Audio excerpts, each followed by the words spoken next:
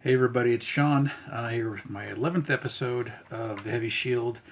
And first off, I just want to thank everybody that's given me so much support on Facebook and here on YouTube. I've been sharing these videos over to Facebook and a couple military groups that I'm members of there, and got a lot of support. From both websites, Facebook and here. So I just want to thank everybody that's continued to encourage me to keep making these videos. I'll admit, when I first started, I was kind of excited, and then here I am, my 11th episode, and I've got 21 followers or 21 subscribers here on YouTube. So uh, and I've also looked at the some of the analytics, and I think the average view time on each video is about half the length of the actual video. So on most of my videos that are about half hour long, the average view time is 15 minutes. Um, so that kind of initially got me thinking, well, maybe these videos are too long. Maybe we should cut them in half to 15 to 20 minutes.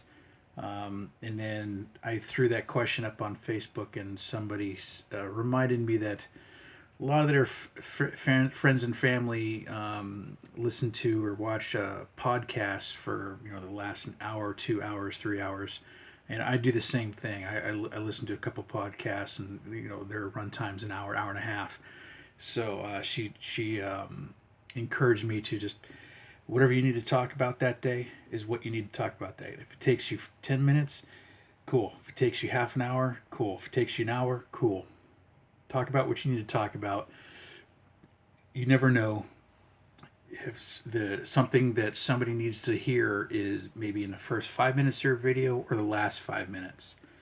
You never know. So thanks again for everybody that's given me love and support and encouragement. On with the episode. Today's episode, I'm talking about. It's entitled "Long in Tooth and Soul," and I'm going to be talking mostly about getting older. Physically, mentally, but mostly physically, and how it can affect you and your state of mind. I know, speaking personally, a lot of us in combat arms units or professions that are have a high physical demand and mental demand. Again, fire, police, EMS, military. Depending on what city you live in, teachers, stuff like that. It's high physical and mental demand.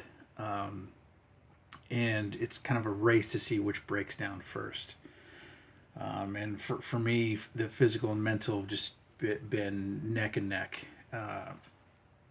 And luckily, lately, I've been able to pull out of the deep dive my mental well being has been in. But the physical just continues to, not so. I don't want to say plummet, but I am starting to kind of pull out of that nosedive physically as well.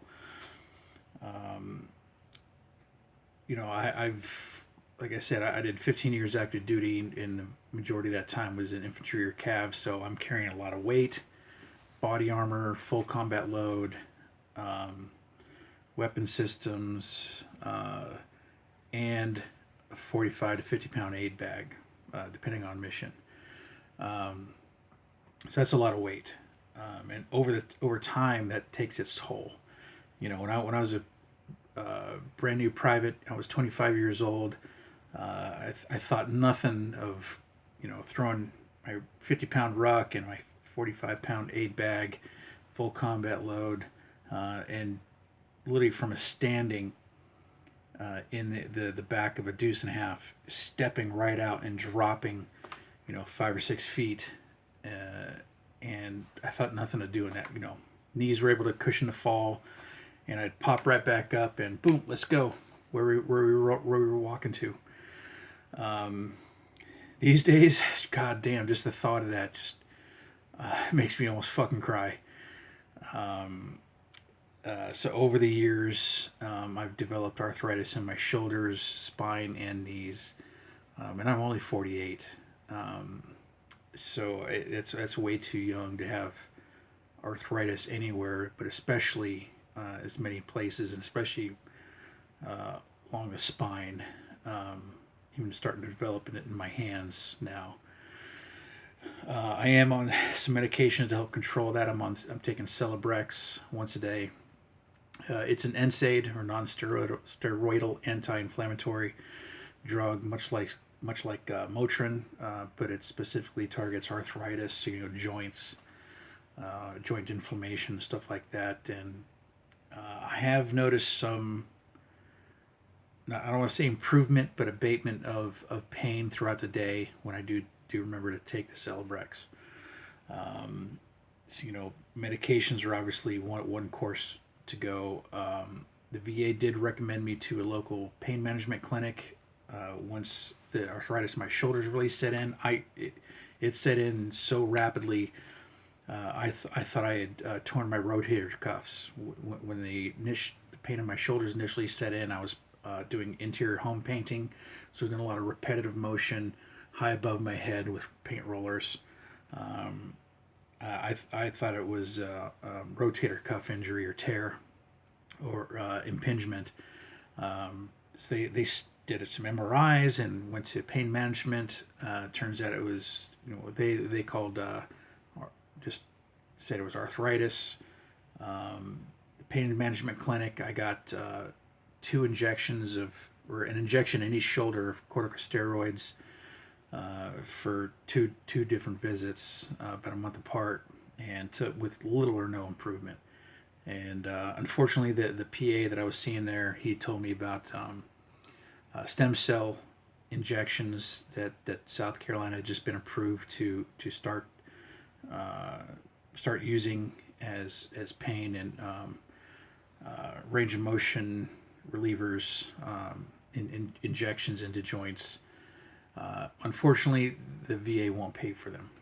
I think he said they're about $4,000 a pop. So that's kind of outside the VA's limit, or range of motion, as it were.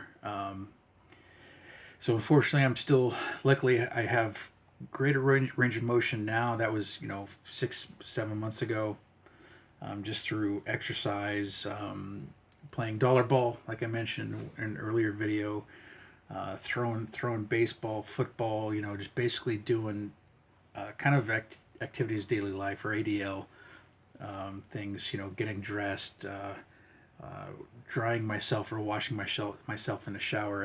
At one point, when my shoulders first kicked off, it was almost impossible to do.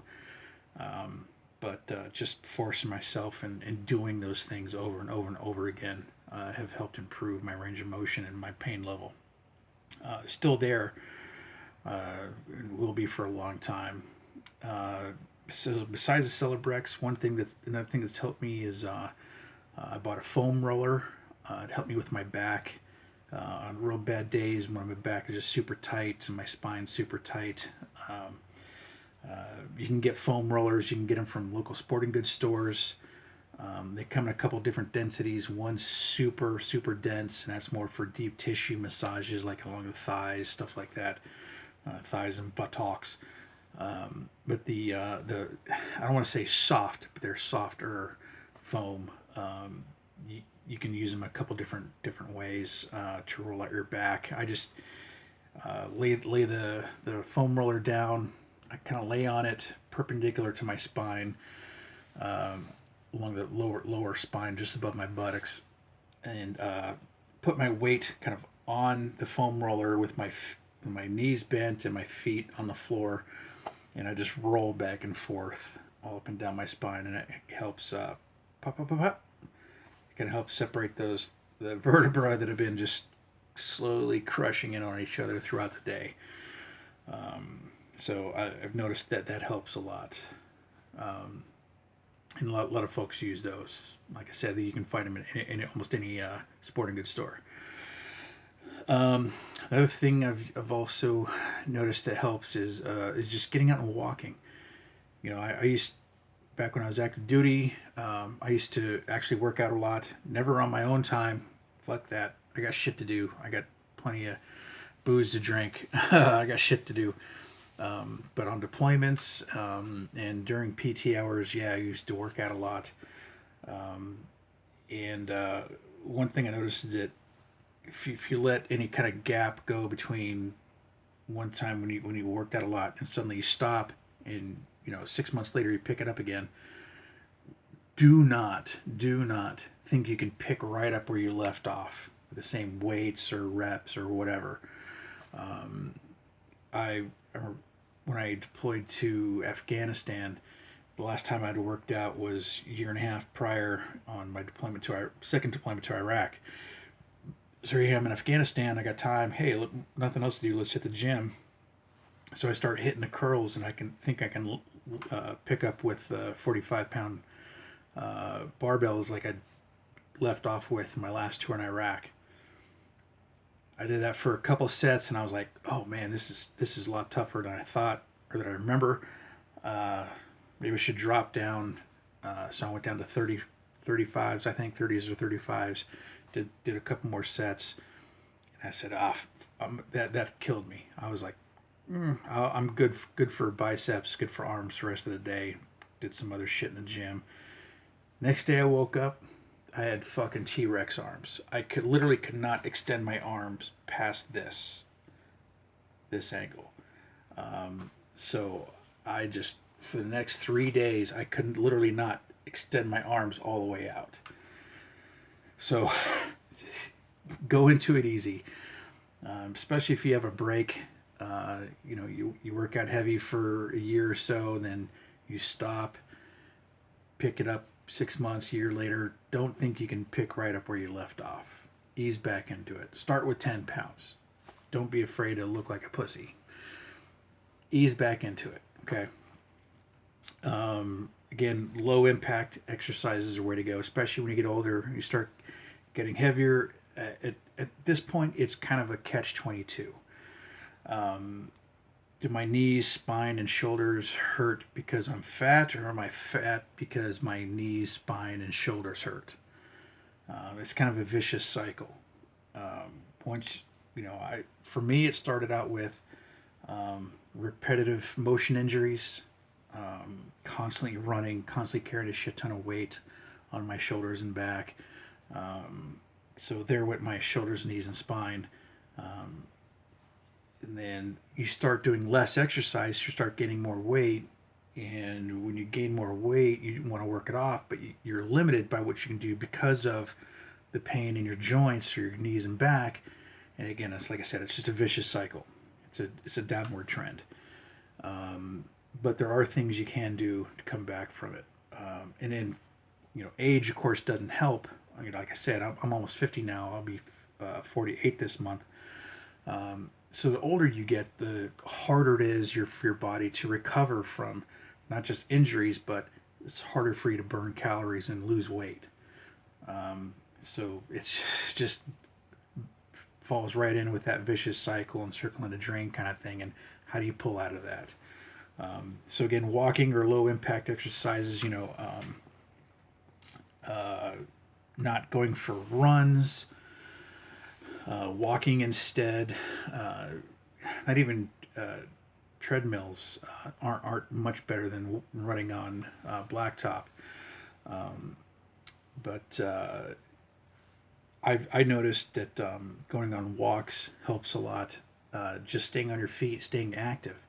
If you just sit on your couch all day, like I used to do, and like I still want to do, you're not burning anything. Every single calorie that goes inside your body is just sitting there and collecting.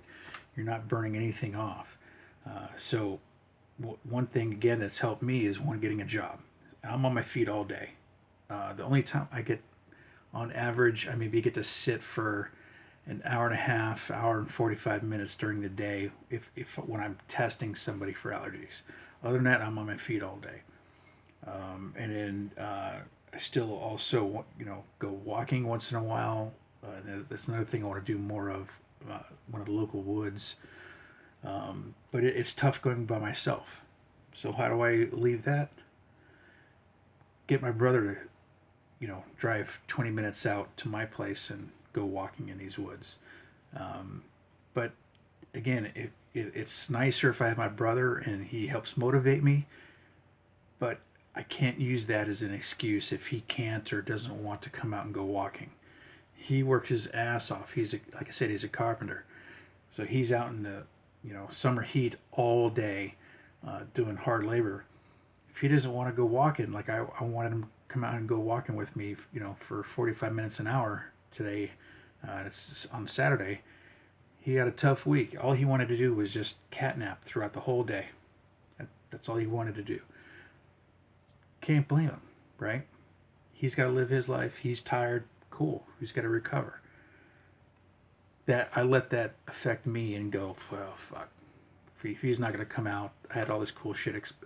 I was kind of motivated to go walking with my brother. He doesn't want to go, so I'm not going to go walking. The fuck. Don't let that be a crutch. Well, I can't find anybody to go walking with me or do exercising with me. Do it by yourself. I'm going to go tomorrow. I don't care if Josh wants to go or wants to nap all day. I don't care. By God, I'm going tomorrow. Okay, so and one thing that helps you with that is don't just think it to yourself.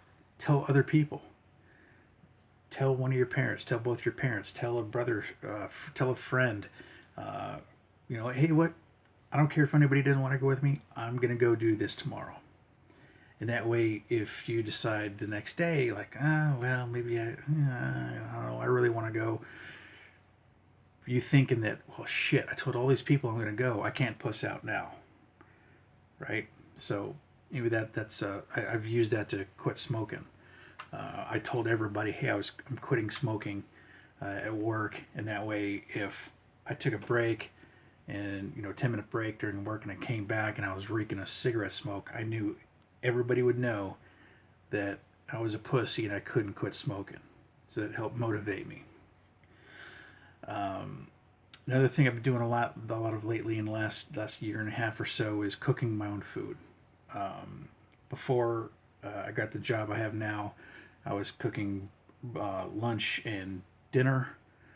Now it's still dinner, but cooking actual food, and I don't mean like throwing a hungry man dinner in the microwave.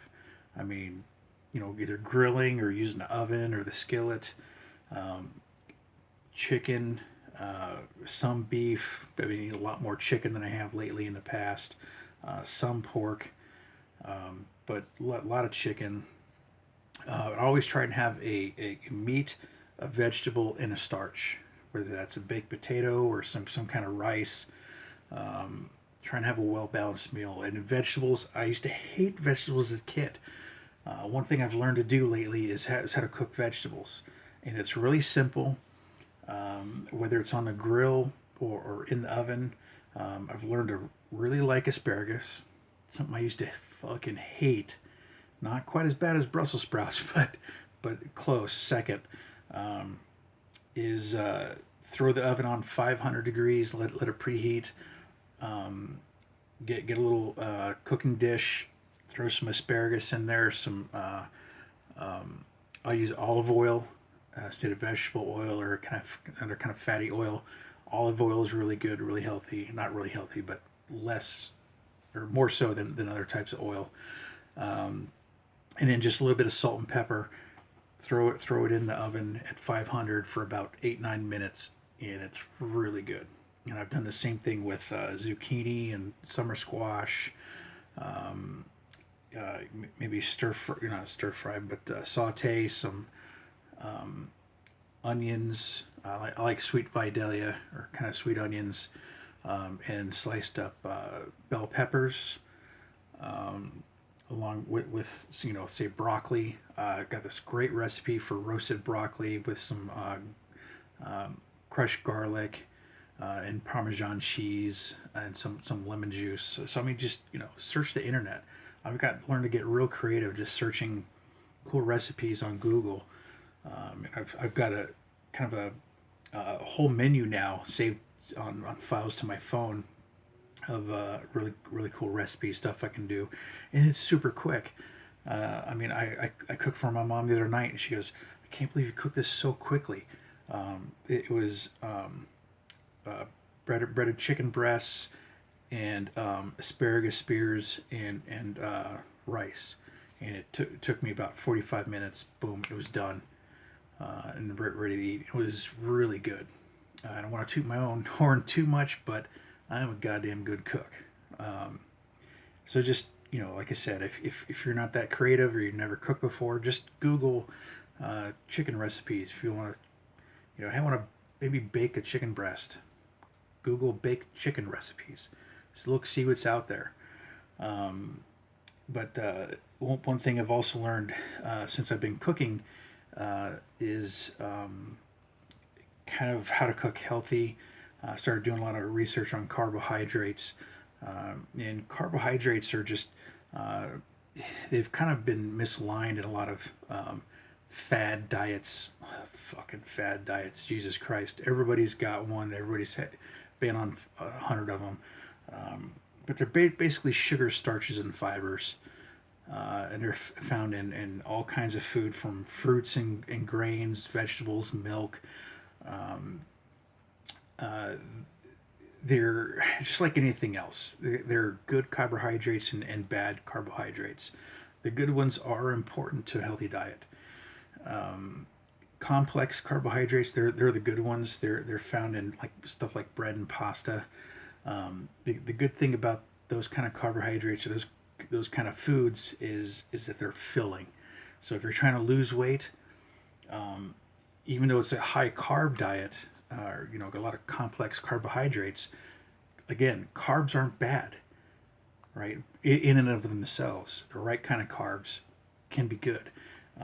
And those filling foods are also good if you want to lose weight because you don't eat as much, you get full. Uh, that's why restaurants like the Olive Garden can do all you can eat pasta because they know they're gonna fucking make money, and it's like going into um, to some place where the house is gonna win, right? The house always wins. You're never gonna eat more pasta than what you're paying for, at least not enough to break the bank, right? Um, so complex carbohydrates, again, they can help you lose weight because you don't have to eat as much to feel full. Now, the refined carbs, or what a lot of people call empty carbs, those are things that are high in sugars, um, including stuff like soft drinks, and that's kind of my weak point is I love soft drinks and sweet tea and uh, energy drinks. I can take or leave. I mostly leave, but Coca-Cola. I've been a huge fan of Coca-Cola for a long time, but I'm trying to switch more to Sprite, just because it's got less calories and not as much sugar as Coca-Cola. Um, Alcohol, obviously, I've been cutting down on a lot of alcohol. Those are huge empty carbs. The carbohydrates do no good from alcohol. Junk food, fast food, candy, cakes and donuts. Even though there's now finally in South Carolina, there's a couple Dunkin' Donuts near me instead of all this fucking Krispy Kreme bullshit. Fuck a bunch of Krispy Kreme. Dunkin' Donuts is the way to go. Go Dunkin'. America loves Dunkin'. But I've still try to stay away and have successfully, once in a while, hey, you got to cheat or you got to give in, because if you eat completely 100% healthy and uh, torture yourself physically to get in shape, and you forego everything that you love, um, why the fuck are you living life? Right? If you forego everything that you love. Now, if that's all the things you love, if you love eating fucking Brussels sprouts and going to the gym 15 times a day, then hey, more power to you. Okay, I've got couple guys, good friends of mine from past units that are working in industry now. I know one guy, Steve. I think he owns his own gym or some sort of health business. That's what he loves. Cool. More power to you. You're doing what you love. Most of us, we love eating stuff like Dunkin' Donuts, right? But again, moderation in all things. Okay, save those to a couple times a month. You know, um, uh, don't make them an everyday thing. Again, stay away from those empty or refined carbs. Go with the more complex carbs. And again, just try to balance things. I knew a guy years ago, stationed at Fort Irwin. He was he's trying to get in shape, and his idea was eating healthy, was eating chicken breasts, skinless chicken breasts, and steamed rice and steamed broccoli. That was pretty much all he ate. Okay. Okay, on the surface, that sounds good. He's got protein, he's got vegetables, he's got his starches, good complex carbohydrates. Sounds good.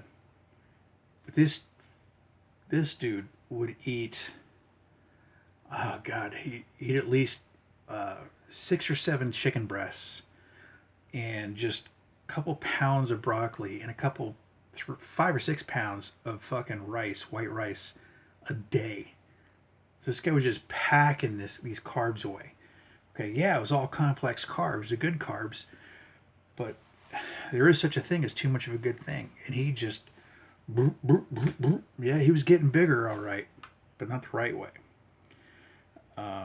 So again, moderation in all things. And then, so the last thing I kind of want to say is just work to your limit. Okay, stay active. Don't try and overdo it.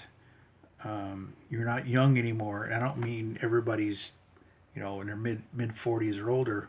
But if your body's worn down as mine is, and a lot of combat vets are, your body just can't stand as much.